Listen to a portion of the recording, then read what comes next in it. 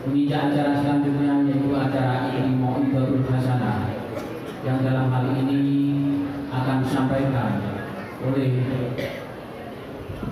Bapak Kiai Haji Abdul Rafiq Mansur dengan tema Istiqomah dalam sholat berjamaah.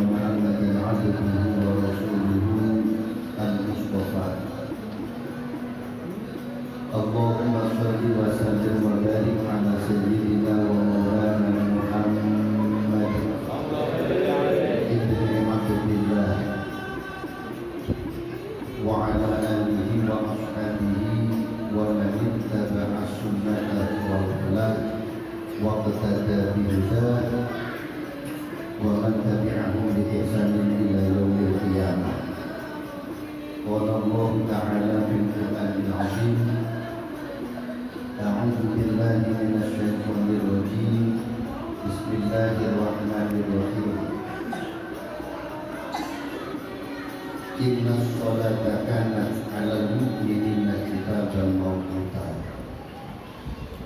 Wa qala an-nabiy sallallahu alaihi wasallam as-sholatu mardatul lirabbi wa hubbul malaikati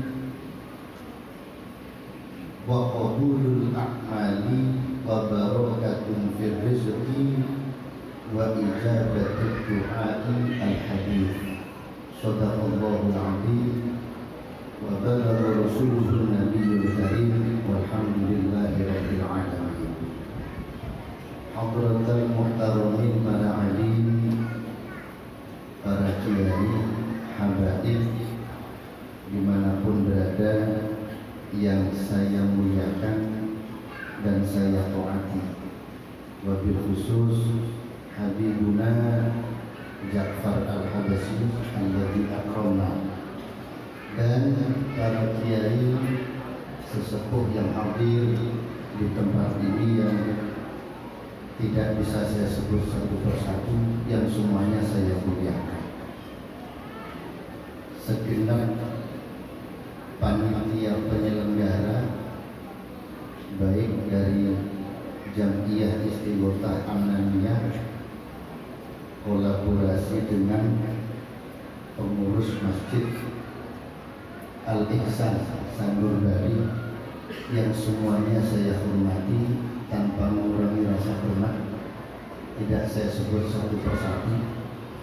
Bapak-bapak, ibu-ibu, hadirin wal hadirat yang mudah-mudahan kita selalu dirahmati Allah Subhanahu wa taala.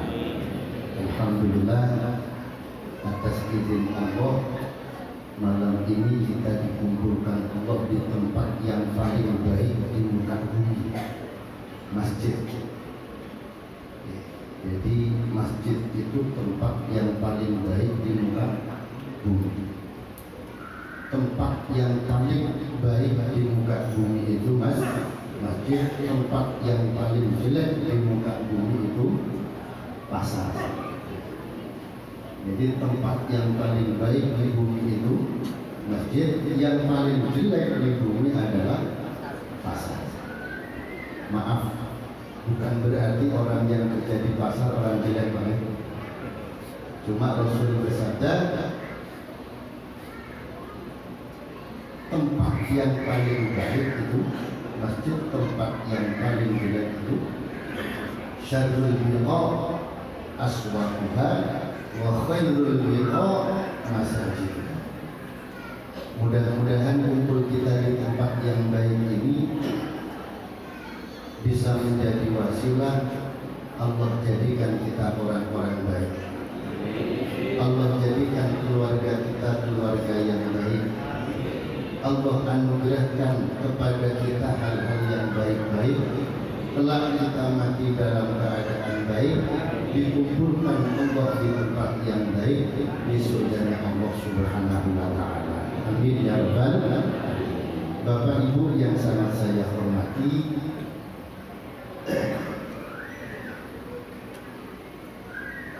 setiap insan itu pasti punya keinginan, punya harapan, kepingin oleh Allah itu diberikan yang enak-enak, yang baik. Itu keinginan atau harapan setiap orang. Bahasa sekarang ekspektasi. Jadi ekspektasi setiap insan itu pasti begitu. Pengen panjang umur, sehat terus, urusan mulus, apalagi urusan fulus, rezeki banyak, uang banyak, harta banyak, rumah banyak, tanah banyak, kendaraan banyak, istri satu. Itu memang harapan setiap orang, pengennya bahagia. Makanya sering saya sampaikan, tidak salah kalau ada orang bilang saya itu pengennya kecil bahagia, remaja foya-foya, tua kaya raya, mati masuk. Salah enggak? Enggak salah, itu harapan. Kecil bahagia, remaja foya-foya, tua kaya raya, mati suara baik. Ya,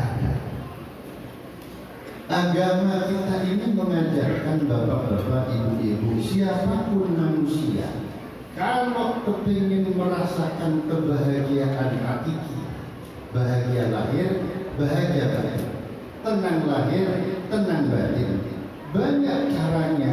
Di antara caranya adalah ayo cari ridhonya Allah. Siapapun manusia kalau diridhoi Allah, insya Allah akan merasakan ketenangan batin dan kebahagiaan hakiki, bukan kebahagiaan yang semu, karena diridhoi Allah.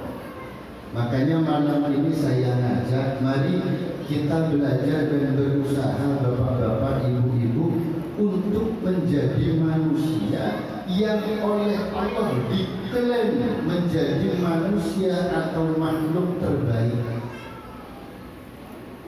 diklaim, diakui oleh Allah, dicap kalian Allah menjadi makhluk atau manusia terbaik. Kalau itu yang kita inginkan, harus ada usaha dan harus tahu caranya. Tadi sebelum berangkat saya baca Quran di surat Al-Baqarah. Allah itu berfirman menjelaskan tentang caranya supaya manusia itu menjadi manusia terbaik, makhluk terbaik dalam pandangan Allah. Ada ayat innal ladzina amanu wa 'amilus sholihati ulaika hum khairul bariyah. Innal ladzina amanu wa 'amilus sholihati ulaika hum khairul bariyah. Jazaohum inda rabbihim, seterusnya. Yang jadi pembahasan innal ladzina amanu. Allah berfirman innal ladzina sakramane wong akeh amanu kang padha iman sapa alladzina wa amilu lan padha ngamal Podo berbuat sapa alladzina as-solihati ing pira-pira kebagusan ulaika hum khairul bariyah. Mereka itu adalah makhluk yang paling baik. Jadi dalam ayat ini Allah sampaikan kepada kita hambanya, disampaikan kepada kita umatnya Rasulullah Muhammad sallallahu alaihi wasallam bahwa kalau kepingin jadi manusia terbaik dalam pandangan Allah, caranya dua: satu amanu, dua wa amilus. Satu iman. Kita ini alhamdulillah sudah iman apa belum Pak Bu? Pak Bu, kita ini sudah iman apa dereng? Sampun iman apa dereng? Sampun? Tandanya apa? Katanya iman. Nah, kan harus ngerti tandanya. Itu suamimu enggak? Iya. Tandanya oh pakai kacamata. Walaupun nggak pakai kacamata nggak ada masalah. Intinya kita ini kalau ngaku iman harus ngerti tandanya. Apa tandanya iman? Rasulullah bersabda, likulli syai'in alamun. Likulli syai'in alamun. Setiap sesuatu itu ada tandanya. Segala sesuatu ada tandanya. Allah yang ngasih tanda karena Allah sayang kepada kita, Allah sayang kepada hambanya. Dikasih tanda supaya nggak salah. Pepaya itu, Pak, pepaya itu kalau kita ingin tahu, pepaya ini masih muda, apa sudah tua, apa sudah matang, Allah kasih tanda. Tandanya apa? Perubahan warna kulit. Ini Allah yang ngasih tanda karena Allah sayang sama kita. Terjadi perubahan warna kulit. Kalau pepaya itu kulitnya masih hijau semua, berarti pepayanya masih muda, mentah. Kalau kulitnya sudah ada kuningnya, berarti pepayanya sudah tua. Kalau kulitnya kuning semua berarti matang. Kalau coklat semua gosok ya, gosok. Ini pepaya. Allah ngasih tanda supaya kita nggak salah makan pepaya. Contoh lagi hujan pagi. Kalau mau turun hujan, Allah kasih tanda. Kenapa? Allah sayang. Tandanya mau hujan apa Pak? Mendung. Allah ngasih tanda karena Allah sayang. Barangkali emak-emak punya jemuran.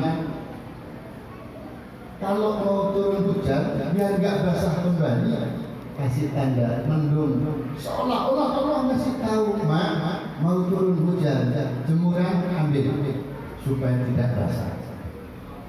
Allah sayang. Iya, kalau yang dijemur pakaian Pak, sekarang basah, besok dijemur insya Allah kering.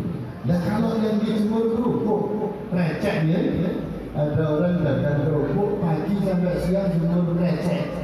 Rencananya sore digoreng, pagi dijual. Hujan nggak ada mendung, tiba-tiba hujan, hancur recehnya, nggak jadi jualan kerupuk. Allah sayang.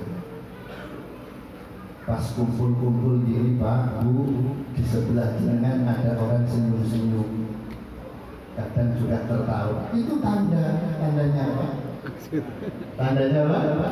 Senang, senang. Untuk kalau orang senang pasti senang, tertawa. Kalau cemberut, meremut, duduk, berarti beban ya, banyak beban itu.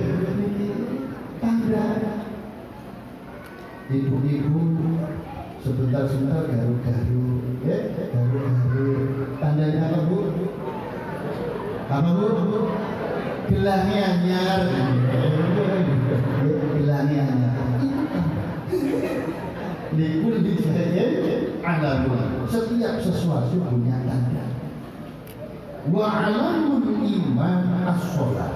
Tandanya iman itu sholat. Maka kalau kita ngaku iman pasti sholat. Kalau ada orang sholat pasti iman. Kalau kita ngaku iman pasti sholat. Kalau orang sholat pasti wala-wali ya.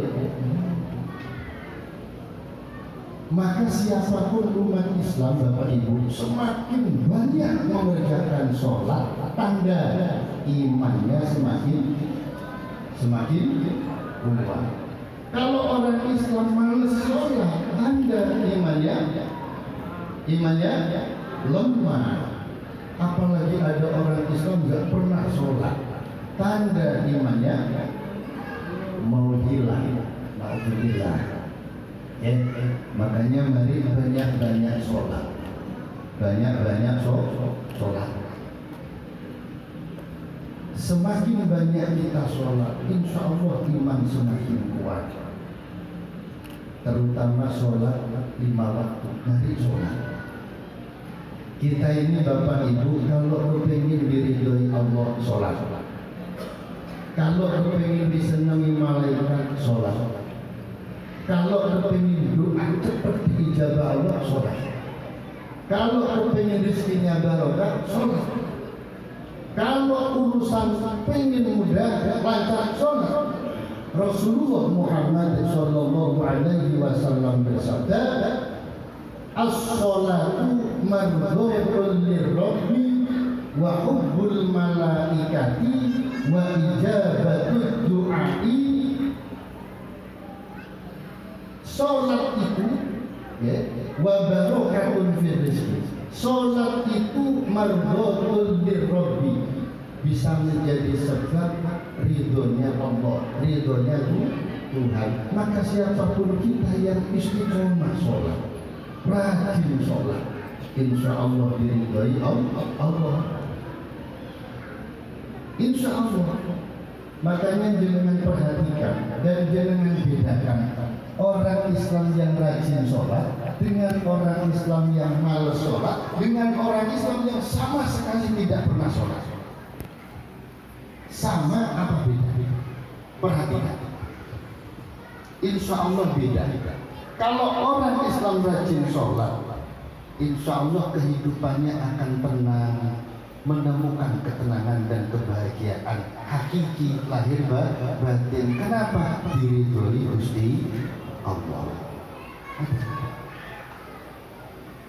Wa hubbul malaikati. Sholat itu bisa menjadi wasilah cintanya malaikat turun kepada orang yang rajin sholat. Kalau malaikat senang kepada manusia, malaikat akan sering satu memintakan ampun untuk manusia. Dua, sering mendoakan manusia. Kalau malaikat yang berdoa, insya Allah pasti diijabah oleh Allah Subhanahu wa Ta'ala. Makanya orang kalau rajin ibadah, rajin sholat, khodamnya khodam malaikat. Makanya kalau maaf Pak Bu, kalau ada orang yang jadi wali, perhatikan sholat apa enggak.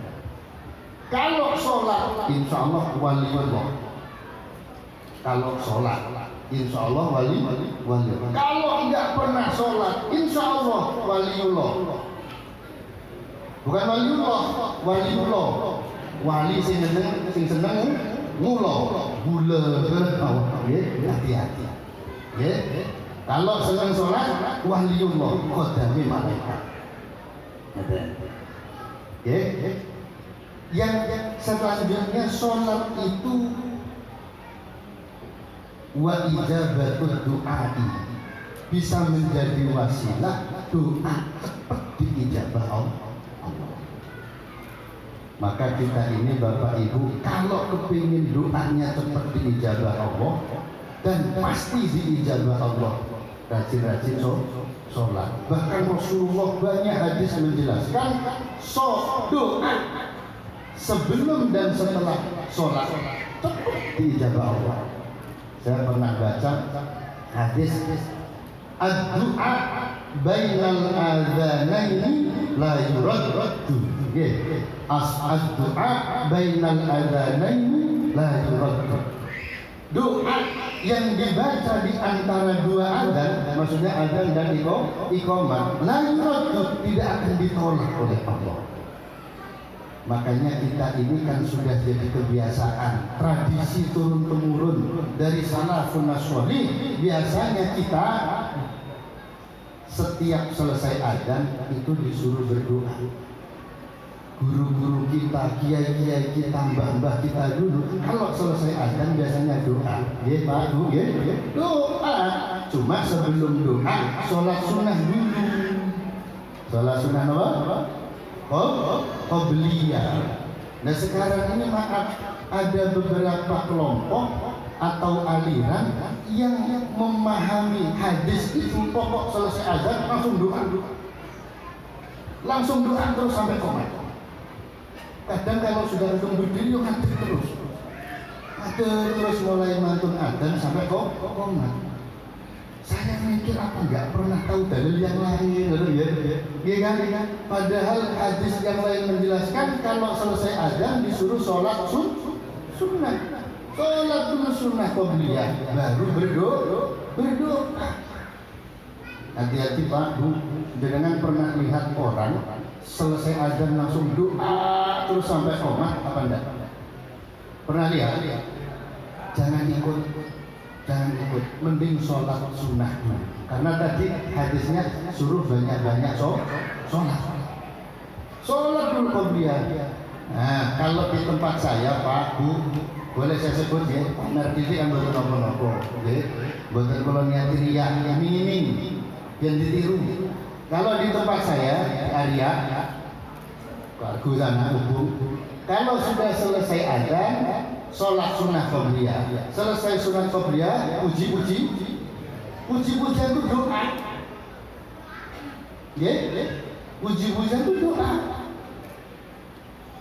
Rabbana atina fid dunya hasanah wa fil akhirati hasanah wa qina adzabannar. Doa mana betul?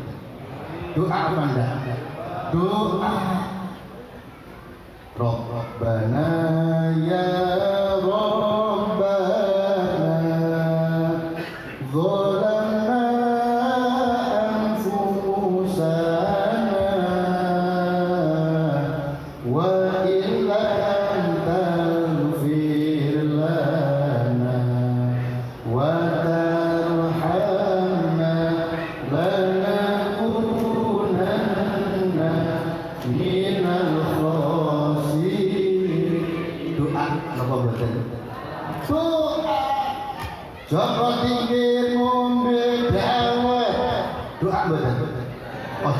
puji-pujian.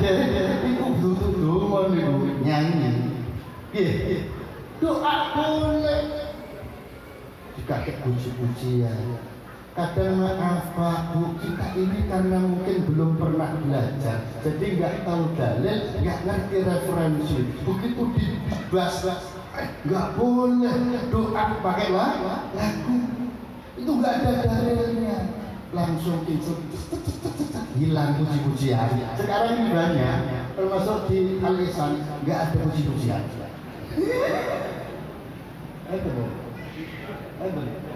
Ente nggak ada. Itu puji-pujian. Sesuatu yang baik itu harus diistiqomahkan, dilestarikan. Puji-pujian. Ada orang mangkas, nggak boleh. Dalil. Sepanjang ada referensi yang jelas, ada dalil yang jelas, dalil yang kuat, lanjutkan. Berarti boleh. Ya, puji-pujian apa ada dalil kuat? Saya pernah baca Rasulullah itu pernah berdoa pakai lagu. Ya, Rasulullah pernah berdoa pakai lagu karena doanya berbentuk syair. Wakilah ini sahabat yang berdoa.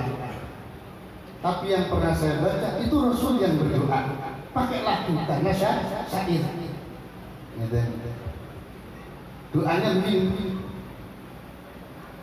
Wallahi la anta mahtadaina wala tasaddaqna wala shallaina fa anzilan sakinatan alaina fa innal ula qad abau alaina.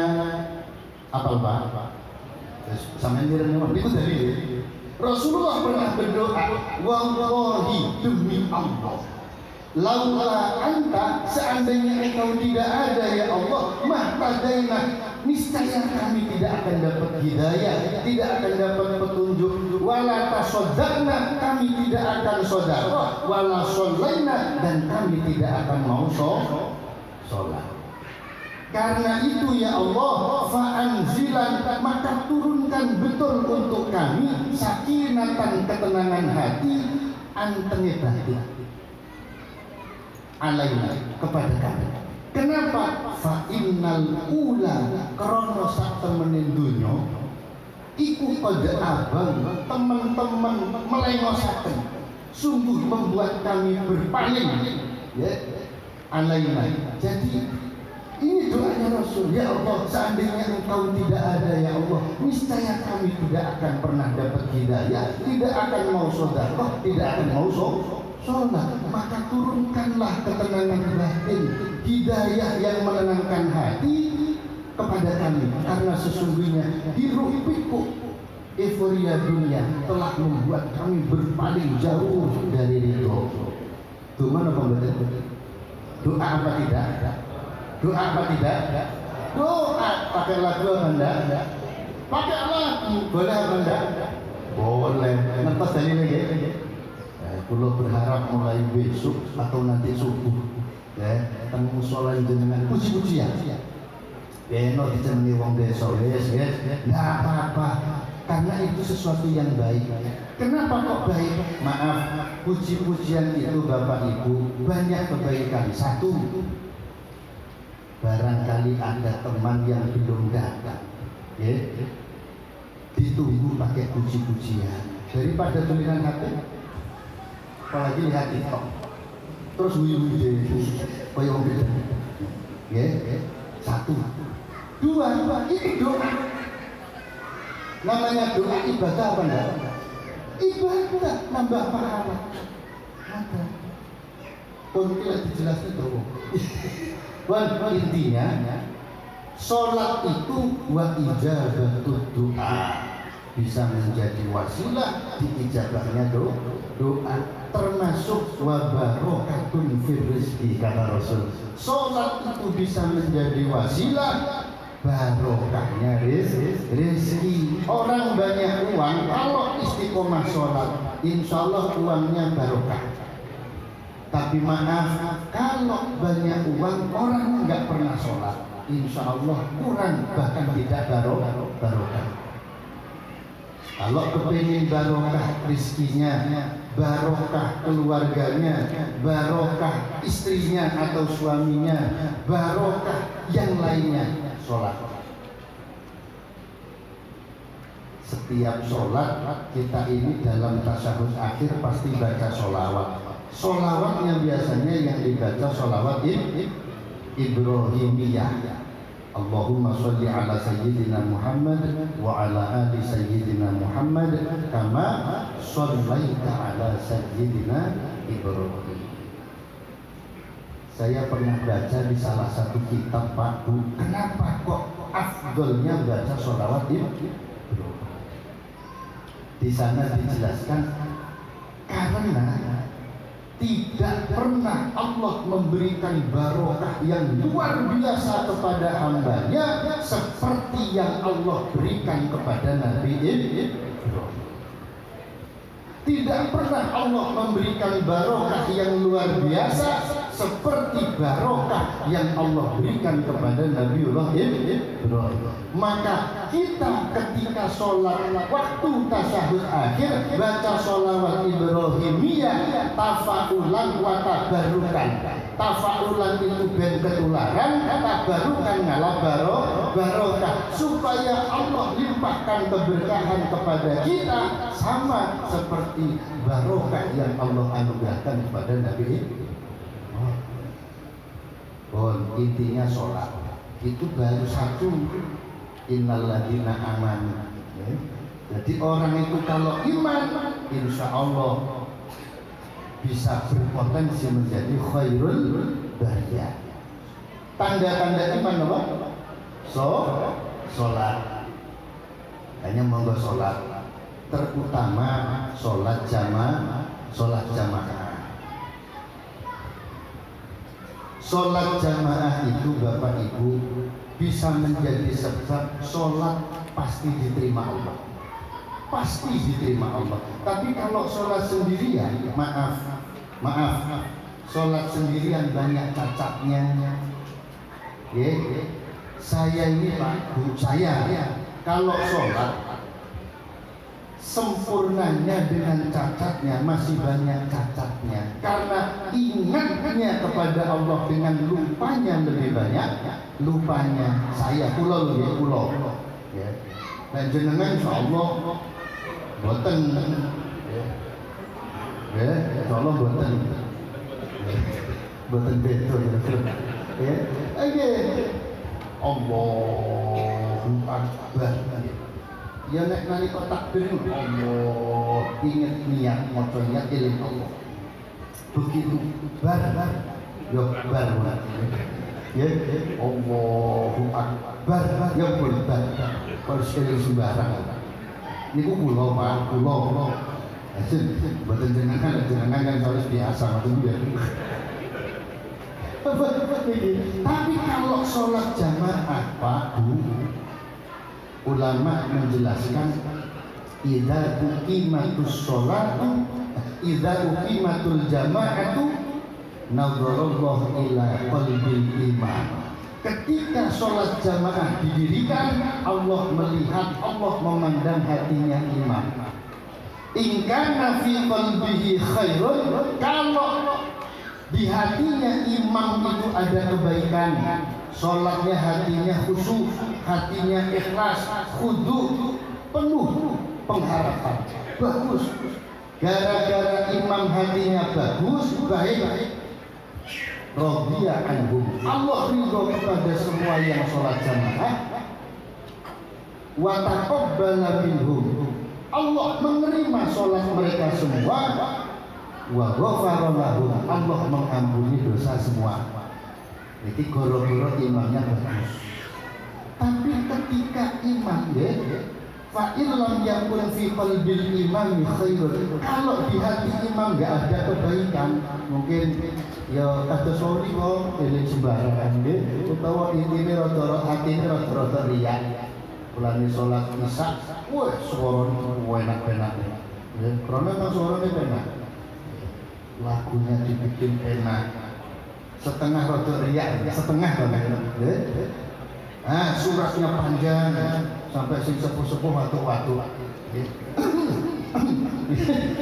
Memang tradisi di Indonesia, khususnya di Bali, khusus di Denpasar, kok imam suratnya panjang, alamat makmum terserang batuk dadakan. Imam itu ngerti, itu protes. Ketika imam hatinya nggak bagus, Allah memandang salah satu makmum yang ada. Kalau di antara makmum itu ada man fi qalbihi khairun, orang yang hatinya bagus, gara-gara satu orang yang hatinya bagus, sholatnya yang lain terus diterima oleh Allah, mereka diridhoi Allah, terus diampuni Allah. Dan itu yang benar-benar saya, kalau semua imam sama makmum hatinya jelek semua terus imam lagi. Kalau imam hatinya nggak bagus, makmum hatinya nggak bagus, nadhara ila jatima'ihim wastiwa'i sufufihim, Allah akan memandang kumpulnya mereka, jamaahnya mereka, dan lurusnya shaf mereka, dan Allah akan melihat bagaimana dia menghadap kepada Allah. Jadi jamaahnya itu yang dinilai, jamaah terus shafnya lurus. Kalau mereka jamaah, goro-goro jamaah, goro-goro shafnya bagus, sholatnya diterima kalian Gusti Allah. Kalau sholat jamaah niku di samping itu Pak Bu, orang kalau sholat jamaah insya Allah barokah dunia, barokah akhirat. Ya, biasanya kita ini oleh salafun soleh diajarkan setelah sholat assalamualaikum, salaman itu ada tuntunan. Rasulullah dulu pernah selesai sholat asar, selesai sholat subuh, ada sahabat salaman, Rasul mengulurkan tangan salaman. Kok ada yang bilang nggak ada tuntunan, kon moro tenggriyo. Kalau nggak ada, kalau ada yang bilang salaman nggak ada tuntunan, kan moro tenggriyo. Kalau cak ngopi masuk pulau dia tujuh tak kayak dalil, kalau cak ngopi cak sarapan. Waduh, ada tuntunannya Pak, ada dalilnya. Udah usah ada, pasti ada dalil. Salaman, setelah salaman dikirang. Ya, makmum yang baik itu adalah makmum yang mengikuti dan menghormati imam. Kata Imam Ghazali, jamaah itu cermin kehidupan bermasyarakat. Kalau jamaah makmum ikut imam, selesai salam kok tetap duduk sampai imam berdiri, baru berdiri. Itu cermin, berarti masyarakat di situ etikanya masih bagus, masih mau menghormati pemimpin, baik pemimpin pejabat maupun pemimpin sebagai tokoh masyarakat. Mulanya dari Imam Ghazali, wa yukrahu alal makmum ayya umma qabla difa'il imam. Makruh hukumnya makmum berdiri sebelum imam selesai. Selesai sholat, selesai berdoa. Dan sekarang kan banyak Pak Bu orang makmum, imam salam, assalamualaikum, terus gak salaman, imam wiritan ditinggal. Ditinggal jadi imam wiritan dewe, duma dewe, begitu balik Allahumma sholli ya Allah, mantap kalau masuk itu jamaah. Bapak-bapak, ibu-ibu yang sangat saya hormati. Lalu yang kedua, orang itu baru akan bisa menjadi khairul bariyah kalau wa'amilus sholihan, berbuat kebaikan. Malam ini saya akan ngaji atau mengkaji tentang apa itu kebaikan dan standar baik menurut syariat itu apa. Ini yang penting. Sebab apa? Kadang ukuran baik itu diukur oleh pribadi masing-masing. Kadang ada orang ngomong, pokok jari aku api lah, masih orang sandunya ngomong elek kepada api. Alamat ini orang yang pengkuh. Pengkuh niku bahasa Bali ini bengkung. Bengkung itu bahasa Indonesianya keras hati. Kalau bahasa Maduranya itu kardiman. Karmadibi seperti nyaman. Ibu lek ono ngomong pokok, lah pokok ini berarti pokok. Pokoknya jare aku api. Nah, maka kita harus ngerti standar baik menurut syariat itu bagaimana. Satu, baik itu apa? Baik itu setiap sesuatu yang mubah.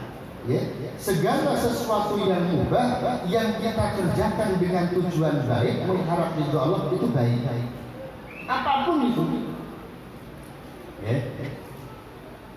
Maka kebaikan itu ada standarnya. Standarnya apa? Saya sebut dua. Jadi standarisasi kebaikan solihan itu dua Pak. Satu syariat, dua adat. Satu syariat, dua adat. Kalau ada sesuatu yang kita lakukan kok dipandang dari sisi syariat bagus, dipandang dari sisi adat juga bagus, itu berarti solehat betulan, ya, bagus. Saya ambil contoh malam ini Pak Bu, kita kumpul ini kan adat, ya. Kumpul itu adat, kebiasaan. Mulai orang zaman dulu sampai insya Allah nyedek kiamat, orang itu memang senang kumpul, ngobrol, cangkruk. Bahkan di kitab Nurul Ghafilin itu dijelaskan tanda-tanda ahli surga, kebiasaan ahli surga besok di surga. Kebiasaan mereka itu kumpul cangkruk, ngobrol, sama geledakan. Ya tiduran, ya. Kebiasaan orang surga besok ahli surga suka kumpul ngobrol, cangkruan, sama tiduran, geledakan. Hum wa azwajuhum fi dhilalin 'alal ara'iki. Di surat Yasin ada enggak? Hum wa azwajuhum fi dhilalin 'alal ara'iki. Itu kebiasaan orang surga, ngobrol, cangkruan sambil ngopi. Makanya kalau di dunia ini Pak Bu, ada orang senang ngobrol, senang cangkruk, ya, insya Allah ahli ngobrol. Kumpul ini kebiasaan, ada istighosah, baca doa, baca Quran, niki syariat. Saya tanya, kumpul kita ini kumpul baik apa jelek? Kumpul baik apa jelek? Istighosah menurut syariat baik apa jelek? Maka istighosah itu adalah kebaikan yang sejati, kebaikan yang hakiki. Kenapa? Dari sisi syariat sudah bagus, benar, baik. Dari sisi adat juga baik. Tapi kalau ada sesuatu kok menurut syariat jelek, walaupun menurut adat baik, jelek, berarti bukan baik. Atau menurut syariat benar baik, tapi menurut adat jelek, jelek. Contoh, ada orang baca Quran Pak Bu, baca Quran menurut syariat baik apa jelek? Salah apa benar? Halo? Saya nopo awon, leres nopo badan baca Quran. Tapi kalau jenengan baca Quran jam 2 malam kan, pakai mic, lo speaker. Ini coro adat, baik apa jelek? Baik apa jelek? Berarti baca Quran tengah malam pakai mic, pakai speaker, jelek apa baik? Jelek. Itu syariat benar, syariat baik, tapi ada jelek, jadinya jelek. Contoh lagi, kumpul itu baik apa jelek? Baik. Tapi kalau kumpulnya sambil baik apa jelek? Ya lah ini baik Pak Guru. Maksudnya judi. Ya jelek. Ya, kumpulnya baik secara adat, judinya secara syariat jelek, maka jadi jelek. Ini ilmu Pak Bu. Maka kita ini Bapak Ibu, kalau mau mengukur sesuatu ini baik apa jelek, satu syariat, dua adat. Niki mau, ya. Jadi intinya Bapak-bapak, Ibu-ibu, monggo kalau kita ingin diridhoi Allah, sholat. Karena as-sholatu marghatul lirabbi wa hubbul malaikati wa ijabatul du'ai wa barakatun fir rizqi. Al-hadis. Hadisnya banyak. Ayo berbuat baik juga. Inilah bapak-bapak, ibu-ibu yang sangat saya hormati, yang bisa kami sampaikan. Mugi-mugi seiring dengan hidayah dan maunah Allah bisa masuk ke dalam hati dan pikiran kita, bisa kita amalkan dalam kehidupan kita. Mudah-mudahan Allah jadikan kita lebih baik dari hari kemarin. Kurang lebihnya mohon maaf. Wa in tajid aiban fasuddal khalala fajalla man la'ibun fihi wa ala wallahu muwaffiq ila aqwamit thoriq wal afu minkum. Wassalamualaikum warahmatullahi wabarakatuh.